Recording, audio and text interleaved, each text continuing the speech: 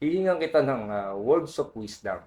Yan. Hmm. Ito yung portion na tinatawag kong wow. So baka meron kang mga gustong sabihin sa mga artist na manonood.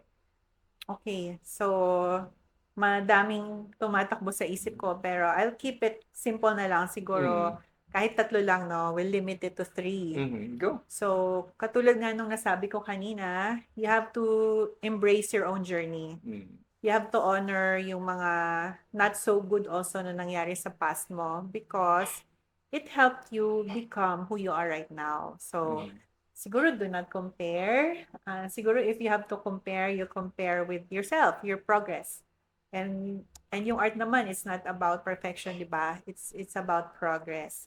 So you honor your own journey.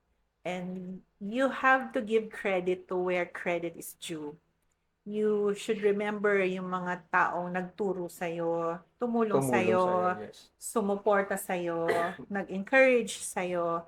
And for others, yung they really, yung very, yung ways nila to help you was very practical. They gave you resources to buy materials and tuwing Christmas or birthday mo, yung May art. binibigay na ng regalo May sa'yo. regalo sa'yo, art materials. Oo, kasi alam mong magagamit mo at kailangan mo. So you have to give credit where credit is due. And tayo din, 'di ba, naranasan natin na mm, ah, mabigyan ng biyaya. So tayo din, hindi na mawawala sa atin. Gusto rin nating makatulong na magbukas ng pinto for others. And also, you must be always conscious of who God is in your life, no? Dapat conscious ka. And 'di ba may verse sa Bible na nagsasabi na for our life is but a breath, ano? And it's not meant to scare us na sandali lang ang buhay. It's more of for us to gain wisdom and into uh, yung para we can live our lives with intention. Kasi alam natin, our time here is limited.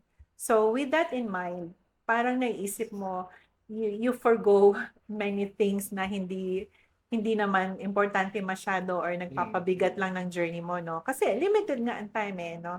So you just focus your energy dun sa mga importante and tayo, pag nilisan na natin tong mundong ito, we can say na wala tayong, we didn't keep things for ourselves. Talagang we let it out, nag-share tayo, and we really lived our lives. So, To yun. the fullest, di ba? Yes, talaga.